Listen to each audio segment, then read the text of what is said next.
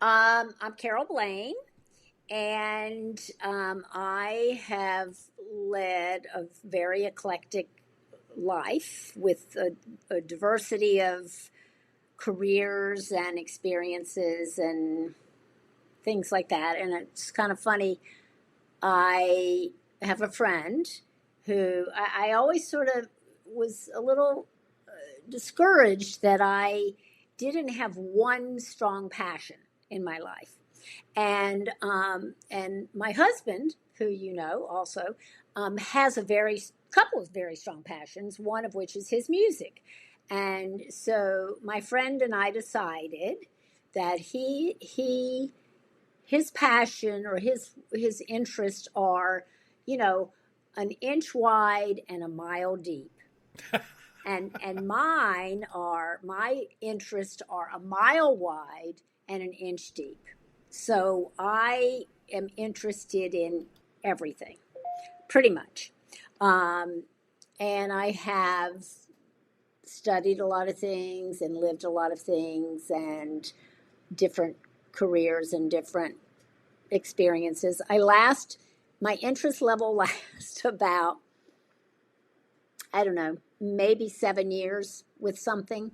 And sometimes, you said you thought maybe we could talk about my acting, and there was a definite acting stint, which I'm happy to talk about because it was really fun. Um, but I have to just say a couple of things because I was thinking about it. So Yeah. you asked about my tagline on my email, creating connections that count. Yes. And I had recently mentioned to you something about core values. And I had done I've done the core values exercise many, many, many times. And the exercise, you got a list, either it's online or it's on a piece of paper. It's a list of words that are values: connection, friendship, whatever, fidelity, trust. And then you kind of feel which ones are the ones that resonate the most for you. Yeah, could be Okay. could be money, could be Yeah. could be anything that or you feel like are the core components of who you are. And the exercise is you start out with like 10, you whittle it down to then 5, then you whittle it down to 3, and then you try to get down to one core value. And my core value typically winds up being connections. And so I think about that in everything that, it's connection to nature, other people, things that I like to do and learn about. Um, you know, so I feel like my connections are to, this global, like I'd have like little spokes of a wheel branching out into all kinds of connections to different things.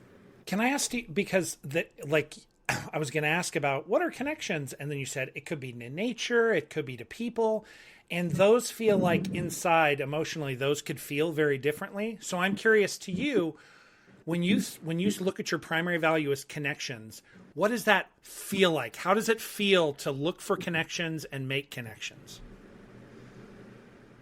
Um, I I guess it is a little different depending on what you're connecting to, Yes. but I think a lot of it is just feeling engaged, feeling aware, giving something attention. Um, yeah, and it's so funny because so here's what we're going to talk a little bit about. Okay. My so I go to a a senior citizen adult learning lifelong learning community, and it's through one of the schools here in New York, and I'm kind of on the younger side of folks. I'm going to be 69 this week, and I'm literally probably 10 or 20 years younger than most of the people there. And these are some really dynamic, vibrant, interesting people. And they are, many of them, brilliant. And in the classes are all self-taught, peer-led kind of thing. And they could sit there and you could say, oh, um, have you ever read the Brothers Karamazov, like, which is what we read? And they'd, oh yeah, and they know all of the whatever. And they can even, oh yeah, but in Greek mythology, the brothers Karamazov, like literally, that's the kind of stuff these people actually just know. So I don't know that kind of stuff. And I don't know if it's because I wasn't paying attention in school or because, and I got A's in school, or because in North Carolina, my education wasn't, I don't know, or I don't really know. So, but what I've come to with this group is that they're very much in their heads. And I'm not sure, and me too, I'm not that much in my head, but I think that they need to maybe be a little bit more silly and loosey-goosey and I'm sure they have fun. Like, I don't want to act like I'm judging them. And a lot of this started for me also, that I feel like I'd like to have more fun in my life. So I'm going to do a presentation at the school called, we're doing a full course. There are going to be 7 presenters on the power of play. And what made me think about that just now is, first of all, it's on my mind, but secondly, some of the research out there, and there's people actually that really research stuff about play. It's not just like, oh, let's, do some arts and crafts. It's about, people say that, without play, we would have no civilization. That play was the foundation of us becoming civilized. And play is inherent in everyone. And the definition of play is this, I think, the connection thing that I've thinking about, which is you kind of get in the flow and you lose time. So when I am connecting, I'm not even really necessarily aware of what I'm doing. It just feels supernatural not supernatural. It feels super normal to just, start talking to somebody on a bus, or pick up a rock in the park and look at the tree limb that fell down because of whatever. So that's what I think about. So I think it comes a little bit to play and engaging in the world the way you do maybe when you're playing. Do you feel, I remember, so as a kid, I remember the crossover in my late childhood, early adolescence, when I couldn't play the same way anymore, where you could, when you're really young, you can imagine, and as you said, you can lose yourself and pretend. But then something happens in the brain, and I think there have been scientists and psychologists who've tried to study it. There's a switch that happens in the brain where this ability to lose yourself becomes more difficult, because obviously when you lose yourself, you are in danger. If you're playing and you're lost in your game, it is danger. The world is dangerous for you. There's dangers out there you need to be aware of, so you can't lose yourself anymore. Can you get back to that place where you really lose yourself and like you can't remember where you were? This could get, we mentioned acting. Some people, when they act, some people venerate this and some people criticize it. Actors who lose themselves in their thing and they have difficulty pulling out of the role, they get lost in it. What does it feel like for you? So are you still able to get into play and stuff and disappear completely? I want more of that. The more of the disappearing into myself. I want more of the just lottie-dying around, Okay. Well, I do. And I'm calling it goofing off, or just, goofing off. And I'm not sure we're going to get to that with the adult learning school, that kind of play. I think that's really out of the realm for everybody. It's funny because I've been talking to everybody about play, and someone I said about play, and they're like, yeah, well, that's not nobody plays like that as an adult. And I'm like, I don't know. Like, I don't know if some of these folks I know that are playing video games, are they not really getting lost in their world and like imaginary and all that stuff? I'm gone. I play video games and I'm gone. Yeah. See, yeah, I think, and I have to say, I'm working on learning how to play video games, because my son-in-law and I played this thing called Heroscape. Do you know what Heroscape is? It's a board game where you have creatures and you move them around and you have world. It's kind of like a video game live. it's not as But lots of miniature stuff. a lot of Your little miniature hero, the monsters moving around heroes on a and board. stuff. Yeah, yeah. Yeah, yeah, yeah. So I love all that imaginary stuff like that. With acting, I have to say, yeah, I think it's super easy to lose yourself as an actor, and like it's so funny. I I was really into acting in high school. I did a couple of plays. I went to college and was going to study theater, and I got to college and I got super intimidated by the sort of, I don't know. I felt inadequate as a, whatever I was trying to do. And then I decided I was going to study business so I could make money. So, money is one of my core values too. I like to be financially sound. So anyway, so then I really didn't do much with it because, sometimes with the kids or whatever, but I just kind of forgot about it. And it felt, it never felt like I could be an actor. You know what I mean? I felt like, oh, an actor, you have to be a certain thing or a way or whatever. A capital A actor. Like it wasn't enough that you like to act or that you act sometimes. To be a capital A actor meant some additional level that you couldn't get to or didn't want to go to or whatever. Right, exactly. Okay.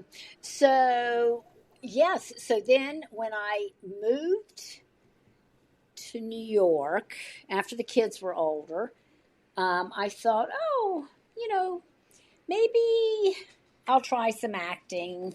Except I was like, acting in New York is really capital. Yeah, you couldn't pick like Hoboken. You had to go to New York City, like choose LA, Chicago, New York City, like the pinnacles. I went to Paris to do acting. That's like, right. Oh, yeah. Dang it. Totally. So, but somehow I got involved in a little community theater uptown. And I did a show, and it was called 12 Angry Jurors. They made some of the people women, so it wasn't 12 Angry Men or whatever. 12 Angry, okay. And so it was fun and whatever. And, I had produced TV commercials back in the day. That was one of the jobs I had early on. And I always hated actors because they're very self-centered and, and actors, they're like, they're actors. They're very into themselves. So it's funny, in this little community production, they would ask us to move chairs and do all this stuff. And I'm like, I am not moving chairs. I'm one of the talent. I'm not moving a chair. Do not ask me. So that was fun and whatever. And then we were spending some time in Florida. And there was in this town, part of the reason we liked this town, I liked it, was because they had a real theater, like an proscenium stage, and they put on a lot of interesting shows and whatever. And I thought, oh, that could be fun. I could get involved in community theater there. And so it was like my 60th birthday, and I went up for a role, and it was for this play, which you've never heard of, called Sugar Bean Sisters. It was written in Florida by a Floridian, and it's about these three crazy sisters. And maybe it was just two sisters, whatever. And we were, it was me and some other people, and I think maybe I knew one of the people. Anyway, they went through the whole thing, and they kept us hanging around, and we're like, okay, whatever. And then they brought the four of us in, and they're like, okay, you all have the roles. And we're like, wait, what? We've got a role, So, Brendan, this was like a 2-hour real play, and I was on stage the entire time. Whoa. And so you went from zero, the long time, 0, 0, 0, all of a sudden, like, I'm going to go audition for something. And they're like, you got it. I got it. Here's the script. You're going to have to know it all. You're going to be on the whole 2 hours. That's a lot again. Wow. A lot. How did you feel when did you find that out right then? Right that moment. And do you remember, was it excitement or was it like, what? Wait, what am I doing again?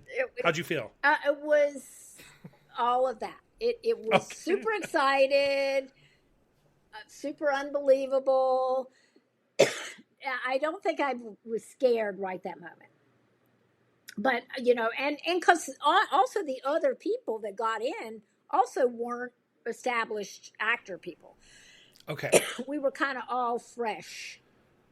This theater has done lots and lots of shows. They have a cadre of actors, and I think they liked the idea of casting this show with Oh. kind of newish representations or So whatever. you didn't have to come into an established troupe of people who already work together and have done this plays here all the time, and were, again, as you said, capital A actors with their egos. You were just like, four people came in, tried this, and like, you all have the main jobs.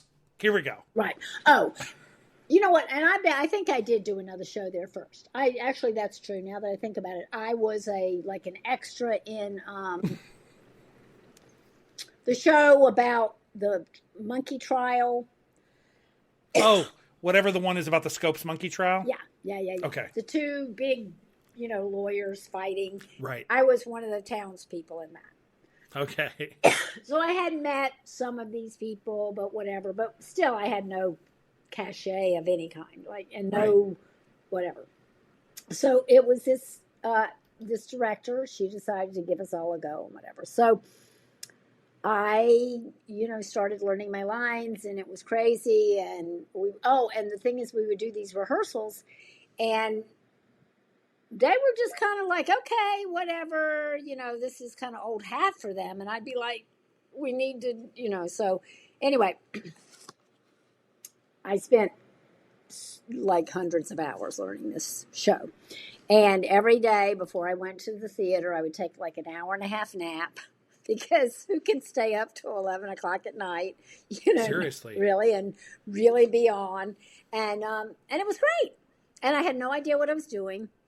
I just did, I just did my thing. And the director was very, very sweet. And she's like, she said, you make good choices and I like you. Now, the artistic director of the theater, I think, expected a lot different out of me, and I was like, unless somebody's going to just tell me what to do, they really kind of left me to my devices. And I think a lot of times that's what they do. They watch the choices that the actors make, which I never knew that much. They, so they don't try to actually, I'm sure some directors do, but they don't really try to force you into something specific. And you didn't see, you had the chance, there were other people you were working with, you didn't see a different style for someone else where they really wrangled and pushed hard on somebody. All her blocking decisions are wrong and all her dynamics are wrong on the voice. And she didn't, they kind of let you, they watched how you evolved. Okay. And with the other actors and our relationships and, and stuff like that. And I remember one of the very last rehearsals and this was funny because, I really didn't know much about the business. And my personal character, what was my name? Clementine. I think my name was, no, I don't remember my name. I think it was Clementine. It was something like that. I had a lot of props that I had to work. Like I had a newspaper, I had cookies, I had all of these props that were part of my character. And I had Mickey Mouse ears and just all these things. Well, I didn't know that it was somebody else's job to do that. So I just started gathering all my props because in order for me to actually act it, I needed to be interacting with my props. I couldn't so it was funny because the stage manager, I guess whose job it was, she was an older woman, and she finally was like, we're just going to assume that your props are part of your costume. So I guess it's okay for the actor to create their own costume. So effectively, you got the script, and you saw what the props were in the script, and you're like, well, I need these to practice, even though, yeah, okay, so you got your own. And so, but again, there wasn't a lot of hemming and hawing about it. They're like, no, it's fine. If you've gathered that up, that's your bubble as an actress. You've got all your stuff. Yeah. Okay. I think she was a little minorly perturbed, but she also knew that I didn't have a clue. I was like, oh, okay, whatever. So, and for this show, it was really funny. And I told the director years later, I had the entire script hidden around the stage. So that when I was on stage, if I forgot my lines, I knew I would just go to this drawer and I would figure out a way to find where I was or whatever. Did And you ever have to do that? no, I didn't. Thank Never. goodness. Wow. But we had one of our last rehearsals. There was a woman, my sister, she was a good bit older than me. She was probably 70, maybe 75. She did forget. She went pretty much from the end of Act 1 to the end of the show. And she went over, like, so she went to like the rocking chair where she's like supposed to die, like at the end of Act 1. And she's not supposed to die till the end of Act 2. But this young girl who also had no idea, but she had good instincts. She went over and patted her on the shoulder and said, "Oh," and we were at the point in, rehearsing that they weren't going to save us. It was kind of like, okay, they got to be able to run the show without us. And I don't know, I don't think they do. They don't have that person standing, a prompter. That person. Yes. I don't think they do that anymore. They don't have somebody back there that'll shout your line out or whatever. So this young actress went over and tapped the lady on the shoulder and said, "Oh, Miss, oh, you're just not feeling good. Maybe you should go back over and got it like straightened out." And it was like, also the woman who jumped to the third act was like, "Oh, got it back." Okay. Wow. So it was just quite the experience. So then after that, I really got interested in acting. So I went into one of these deep dives on learning about, studying like crazy. My husband Steve says for me that the switch is either off or on. Well, the switch was, the floodlights were blaring because I was into acting. So there was another director down there in Florida he was a real director. He had come out of New York. He was a snotty guy, and all the shows he did were and I love him to death. I didn't mean to call him a snotty guy. I would call him a snotty guy to his face, and he would understand what I mean. But, very, very highbrow, Of course. director. He was a big D director.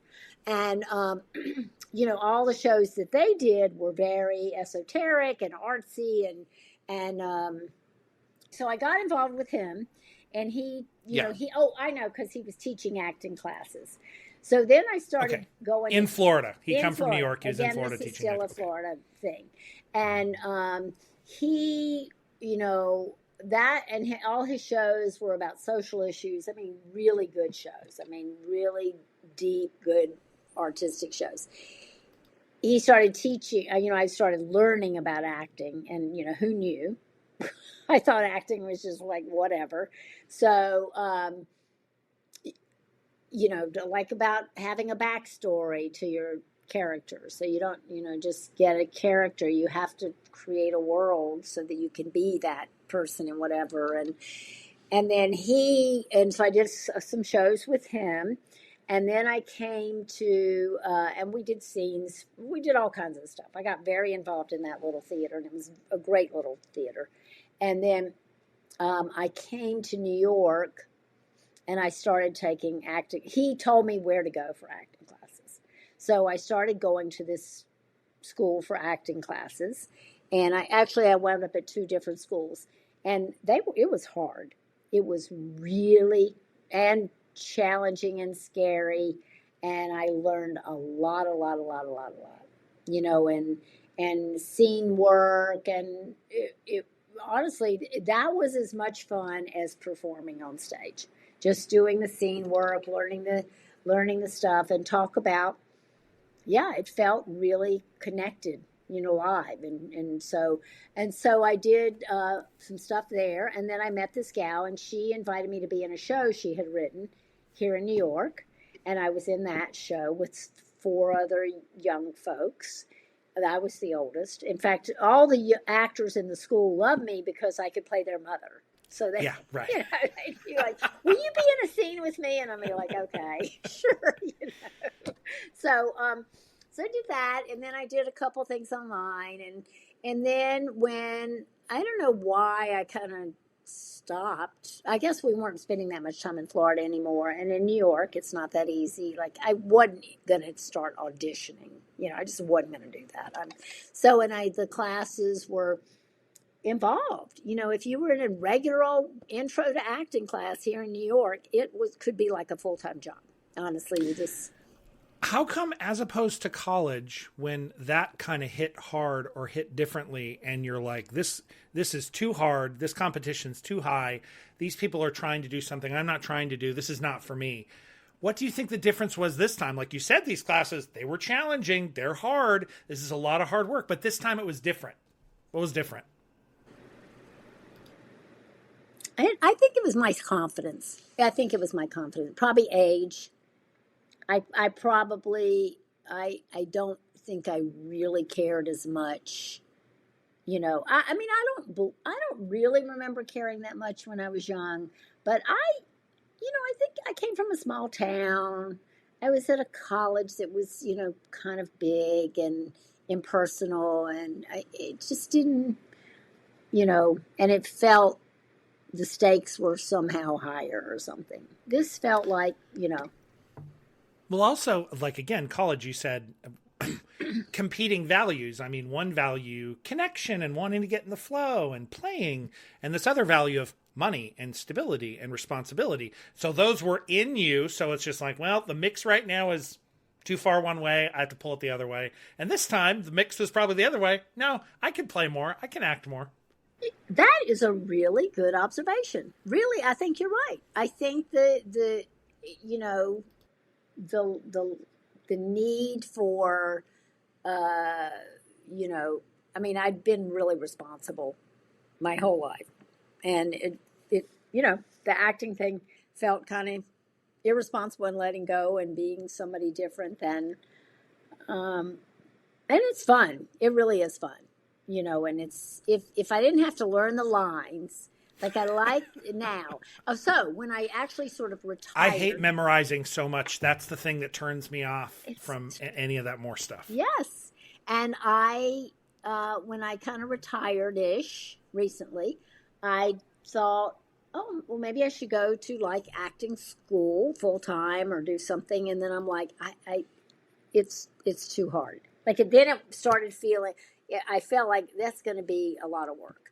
So if somebody came over to me right now and said, hey, or I've got a show, you want to be in it, I'd be like, yes, or whatever, like whatever. But, and I might do something sometime, but I don't think I will have to memorize lines. I just, yeah, it's too much. When did you start noticing with making these connections, having these like seasons or cycles of high interest and then it kind of wanes? When did you notice this about yourself? Hmm. I think a little bit after, well, there was always this kind of 7 years thing. They say there's always been this kind of 7 year number, like, yeah, I don't remember. I feel like it was after I worked in the film production business in commercials. Okay. And I was in it for 7 years, and they kind of closed up shop. So it wasn't a choice that I necessarily made, but I was happy that it ended. Okay. And but other times you have made you keep saying, is it really 7 years? My dad had the same thing. He would be in a job for a certain amount of time and it would get annoying and anger inducing at the same time. He'd have to cycle out and get a different thing. And it would happen over and over again. It really does. 10. It might be 10. Okay. And then there's people that, spend 50 years in one job and they're fine. I know. Well, I think that's why I liked when I was in commercials. I liked that they were variable, and I think that's with acting. I think whatever I'm doing, there has to be variety, and Yeah, so I did. So the commercial thing was about 7 years. Then raising my kids uh, at about the 10 year mark, I'm like, I've got to get some kind of job, you know. And I mean, I was doing a lot of volunteer stuff, but and then I got a job at a camp, and I was there for a period of time, and then I kind of hit a wall, like what you're talking Okay. about your dad. It's like kind of one minute you're like, oh, this is whatever, and then the next minute it's like, ugh, done. You know, like I remember with the camp, I just like once at the end of one summer, we went out for our after camp, debrief or whatever, and I'm like, I'm not coming back next year. you know, And do you think you made the decision? It really is just like your husband said. Feels like the switch is on it kind or of the switch does. is off. It doesn't slowly dim down. It's like, No, "Nah, I'm kind of done with this. yeah, exactly. Jeez, Louise, it happens that okay. It It's happens kind of quick. crazy. And and right after that, this organization that I'd kind of been doing a little bit with through the camp picked me up. I remember talking to the board president, and she's like, and I'm like, yeah, I just quit my job. I couldn't take it anymore. They were driving me crazy. And she's like, really? You just like quit? And I'm like, yeah. And she said, all right, well, do you want to come work for us? And I'm like, yes. And then I worked for them for like 10 years. I lasted longer because they really Okay. needed help. I mean, they were a Okay. nonprofit. I love them. They were doing great work, but it's like I was their only employee. I was executive director, chief cook and bottle washer and all this stuff. And then I got sick. And I thought I'd been thinking, okay, in 2 years I'm going to retire from these people or whatever. And then I got sick, and I was kind of told them like, I'm looking at retiring, we need to be thinking about some kind of exit thing or whatever. And then I got really sick. It was around COVID time, and I got sick Okay. with COVID and the flu and this and this and all these things. And I just woke up one day and I'm like, and I called him and I said, I'm done. You can have me for 6 months, but that 6 months is going to be about finding my replacement and closing the doors for me. And so, yeah, so that was quite quick too. Yeah, they were shocked. I was shocked. We were like, all shocked. Are the people always?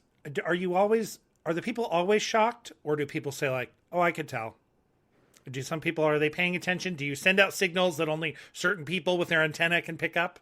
No, I you're don't just think like so. happy, happy, happy until you're not anymore. Yeah, I don't know if I'm happy. I'm just, I might be kind of a chameleon thing. I think I do have a ability to, and probably that comes from being raised in the South and being, polite and, everything's great until it's kind Yeah. of not.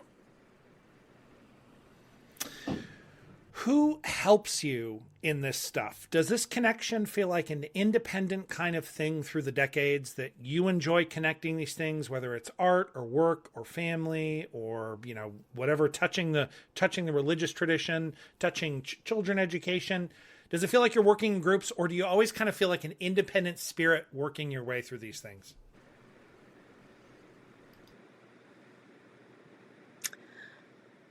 I always feel like I'm part of a group. I feel like I'm a really good collaborator, but I feel like I'm a lot of times the glue. So it's a very lonely job. So I do feel very much like it's me.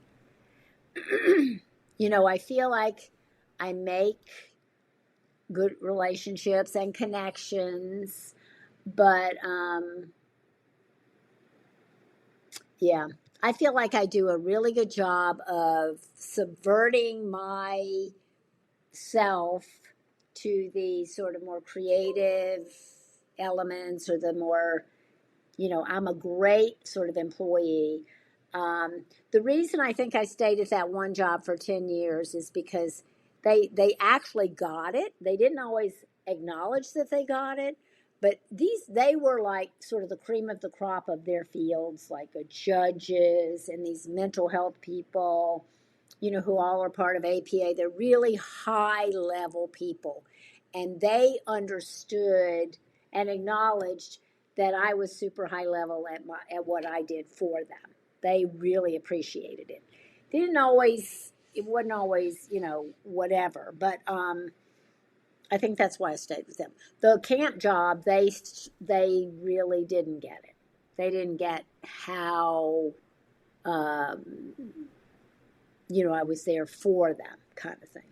They didn't understand you were doing things that they weren't aware of. And again, they probably just, it sounds like the typical thing is people hire you to do a job and you come and they love you at the job, but they don't see, there's 15 other things I do that the last person didn't do. And that's why you like me more, but you don't see that. You just think I'm a cog. You pull the cog out, you put the cog in. Yeah. So you're not really seen or fully appreciated. Yeah. And it's not that, yeah, and I do, and that's a good way to put it, the not being seen sometimes. Yeah. Yeah. What with these connections, given the fact that you go through these cycles and seasons and things you're interested in, is there another one that's spinning up now? Or do you also have periods when you go hard at something and then let it go? There's a period where the field lies fallow for a while and the next thing doesn't pop up yet.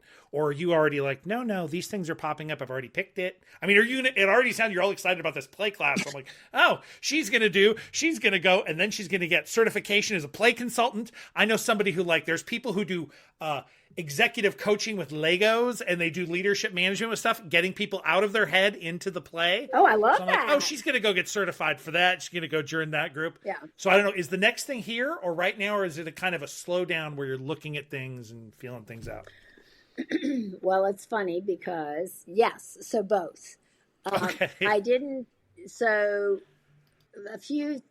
other big pieces are, I got since I quote unquote retired, I got my master's in yoga and Whoa. social emotional learning. So, and honestly, it was purely selfish reasons. I wanted to get back into yoga and start doing more yoga.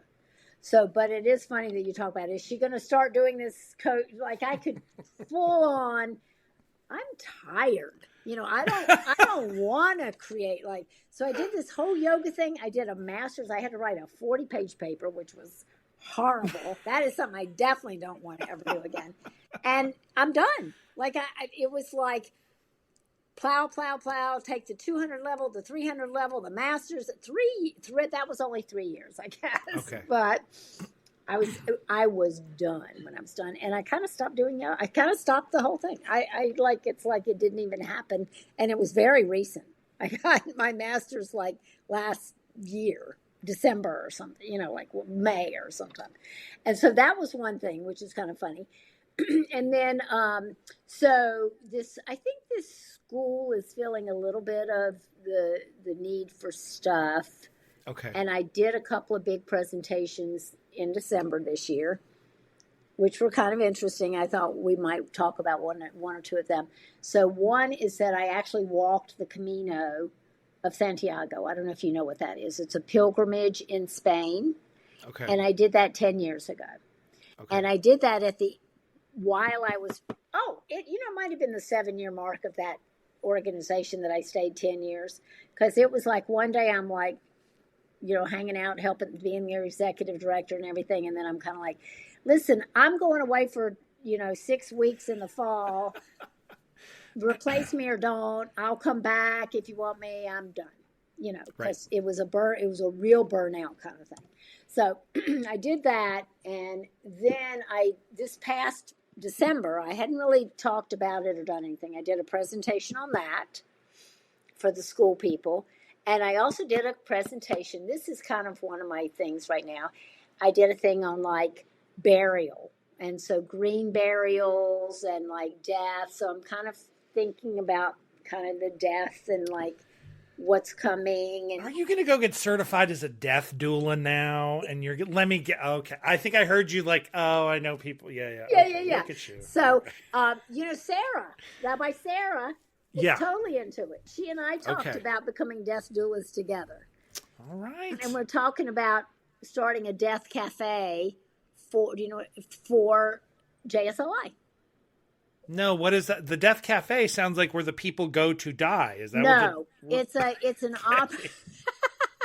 like what? Wait. It's an opportunity for people to talk about death. in an Okay. open forum. I'm going to try to go to one at Greenwood Cemetery here in New York, because they have a whole death education program. Like, death Okay. is now like something you can talk about or should, or all those things. So that's kind of an interest to me. Yeah. Um, and the doula thing has been of interest to me, because I did a whole lactation consultant thing. I did a whole mothering kind of helping thing. And so all the stuff I've done has been very helper motivated and whatever. And I truly am right now, even though I sound like I'm not. I am at a point where I don't feel like I have something I really want to do. I Okay. don't, and I don't want to just do something. I don't want to just do the Carole thing of like, although I might, if something falls my way, I might do something that just falls my way. But I want something that feels intentionally, that I feel really good about doing. I don't want to just You're go feed. I don't want to just go work in the soup kitchen. I mean, I'm not that I don't want to help homeless people or whatever, or unhoused folks. I want something a little different. So I'm just kind of biding my time right now. are you is that is that interesting and spacious and room to breathe with not knowing what the right next thing to do is, or is it uncertain and unsettling in any way? Well, a lot of both. Okay, so sometimes this feels good. I don't have the next thing. I don't have to run. I didn't pick a new hamster wheel. I'm not on the hamster wheel yet. I don't have to run yet. And then the other side is, you can feel that, as you said, I got the Carole habit. I got to get on something. Got to get on something. Okay. Totally. Yeah, Okay. absolutely. Yes. Yeah. Yeah. Oh man, I feel like now everything, all these threads are running around, but like nothing's quite the next running path. And it's just like, no, there's lots of things I'm interested in. So many things. So many things. Okay, my last question is about that. Okay. Okay, being able to see all the things. So having being aware in the moment and being able to look at things in the moment and being able to kind of jump from thing to thing, being aware of out on a walk and noticing the bird, and then going in a conversation and having a conversation with someone, and then going and sitting down with the spreadsheet somebody asked me to do, and then I have to go write this paper, kind of giving attention to all these different things. Do these things get pulled together, or do you do these things get pulled together, or do you feel scattered? And yeah, I think that's my question. Do you feel scattered with all these connections and all these ways of seeing all these things that maybe other people don't see all the time? Or does it feel right? Brendan, you are remarkable. You are truly remarkable at assessing what somebody's talking about and kind of piecing it, because I've not felt scattered, really. I've always had the ability to do 1,000 things at once, and loving it. When I'm on, all the pistons are firing, or whatever the thing is. And if I'm working with this organization, and then JSLI or whoever, I'm marketing there. I'm marketing. I sent out a constant contact. This one now I got to send. It's like everything can be really interconnected. It really can. Yeah. It's not that way now. Now it feels like, and I think that's part of this idea of trying to figure out what it is I want to do, because there are too many things, and I have realized that I can't do them all. I can't do everything, and I'm not 100% sure I want to. Like, I guess that's the other thing. I'm pretty easygoing and open, and I'm like, okay, well, maybe I don't have to be, maybe whatever. This, for somebody who is able to achieve and move fast, I think you hitting it yourself, instead of having, I got some terrible disease and now I have to slow down, or someone died and I'm confronted with mortality. This is more like, well, nothing terrible happened. It just feels like you're entering some new level of self-reflection, or thinking about yourself and how you do things is, I don't know. I think it's really interesting. Yeah. It's kind of maybe a new developmental phase, Yeah. old age. Uh, you know, I mean, and not in a Are we bad supposed to way. call it something else? Is there some cooler way to say I don't. maturity? I don't know what we're I supposed to call know. I don't know. Well, it used to be maiden mother crone, and then they got rid of crone was a terrible it. word. Right. Nobody wanted to be a crone. Nobody wanted right? to be a crone, and then I think they now have they have young adult is between puberty and I think there's puberty, adolescence, young adult, adult. I don't know. So it feels like a developmental thing, and it's interesting because my friends my age, many of them feel very similarly. We feel a little, I think, untethered. We feel not unnecessary. I don't think any of us feel like we're not. I mean, needed for whatever. It's a little daunting because I might have 30 years, which is scary. Like what am I going to do now with 30 more years? It's like ugh. So, but I think it's pretty because theoretically, honestly, I don't know, 25, 30, 40, 50 years ago, I would probably not be alive. Not, because I don't know when the shift was from 60 being really old to like 90 being really old. Right. So I think it's uncharted territory, really, is what to do at my age, yeah, with kind of unlimited time, and I really do think I only want to be doing what I want to do, but now I have to figure out what is it that I really want to do, rather than just right, yeah. You've been given the chance to do whatever you want, and you're like, I guess I'd figure out what I want. Crap. Yeah. I can't just run on the other people come along and give me something to do. I have to figure out what I really want to do. Yeah.